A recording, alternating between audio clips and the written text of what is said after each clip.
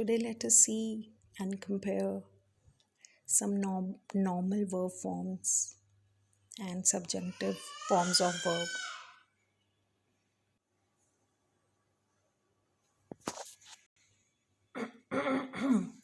In a normal verb form, we have the forms of be, am, are, is. Like we say, I am available. Now, if we have to use this expression in subjunctive verb form, we'll have I demand that I be available. You have other examples. You are lucky. She is here. These are normal verb forms. और subjective verb form जो है इस M R का क्या होता है, B form. B जो है वो बेसिक फॉर्म है ना. बी से ही हम अकॉर्डिंग टू द सब्जेक्ट हम उसको चेंज करते हैं. लाइक आई के साथ बी फॉर्म क्या बन जाती है, प्रेजेंट में एम और पास्ट में वॉज. यू वी दे के साथ बी की फॉर्म क्या बन जाती है, आर प्रेजेंट में, और अदरवाइज इट इज़ वर. जब सब्जंक्टिव एग्जाम्पल होता है, वर फॉर्म यूज़ होता है, तो हम कहते हैं I ask that you be truthful. It is essential that she be here. ठीक है. नॉर्मल में तो नॉर्मल जो वर्ब फॉर्म है उसमें तो आप कहोगे शी इज़ हियर, है ना. You will use they are, we are, ये नॉर्मल वर्ब फॉर्म्स है. तो सब्जंक्टिव में हमने देखा बी एज इट यूज़ होता है अगर हमने टू बी को यूज़ करना है. टू बी मतलब इज एम आर को यूज़ करना है नॉर्मल वर्ब फॉर्म में. जैसे अब देखो आप, जो ये प्रेजेंट परफेक्ट टेंस है उसमें हम नॉर्मल वर्ब फॉर्म्स में हैज़ यूज़ करते हैं. थर्ड पर्सन सिंगुलर जो है, जैसे शी हैज़ एन अपॉर्चुनिटी. जब ये एक नॉर्मल वर्ब फॉर्म है जहाँ पे आप यूज़ करते हैं शी हैज़ एन अपॉर्चुनिटी. और जब आप इसको सब्जंक्टिव में यूज़ करेंगे तो फिर उसमें जो बिगनिंग एक्सप्रेशन है, आई demand, she have an opportunity. ऐसे ही आप उसको जो पास्ट का वॉज है, जब आप पास्ट टेंस में फर्स्ट पर्सन थर्ड पर्सन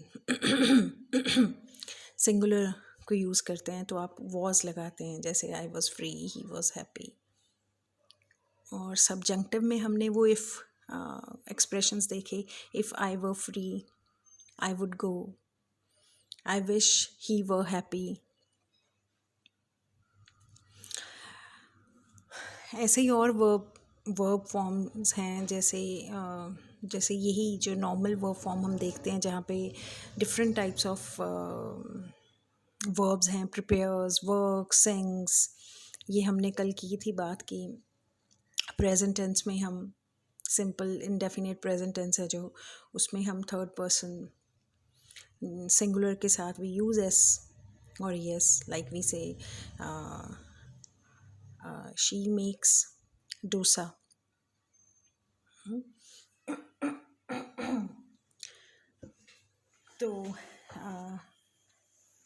तो अब हम इसको अगर सब्जंक्टिव में देखें तो ये उस एक्सप्रेशन के साथ I propose she make this dish, तो वहाँ पे सब्जंक्टिव में ये नॉर्मल वर्ब फॉर्म नहीं रहती.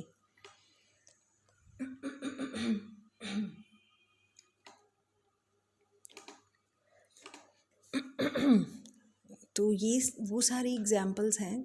Like if I were you, I would not hurt her feelings. If we have a quick overview of these different verb moods that we discussed, the indicative mood is about a statement or it asks a question. The imperative mood expresses commands, requests.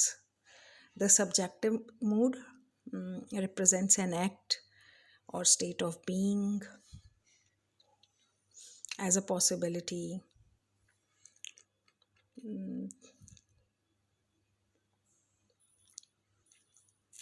like in I'm more concerned about subjective mood because it has so many aspects. It is about demand, recommendation, suggestion, wish, hope, necessity. uh, like if we see some examples, the teacher demanded that he we can use a name here. The teacher demanded that Rahul report to the principal's office immediately. Sometimes we recommend or suggest. I suggest that she take French next semester. तो subjective में ये सब है, demand है, recommendation है, necessity भी है. जैसे हम कहते हैं it is necessary. What is necessary? It is necessary that Divya be home by dark. है ना? It is necessary. Sometimes we have that hope and wish, God bless you.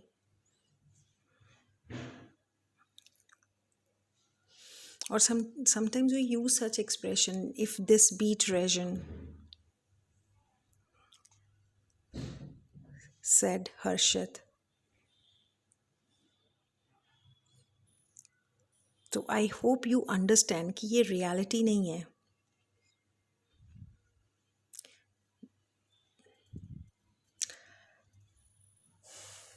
और जो सब्जेक्टिव मूड फॉर्म है वहाँ पे एक condition, एक wish है जो कि कॉन्ट्ररी है, जो कि ऑपोजिट है फैक्ट से.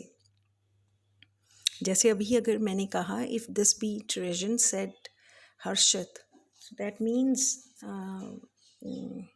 Not stated that it is a treason.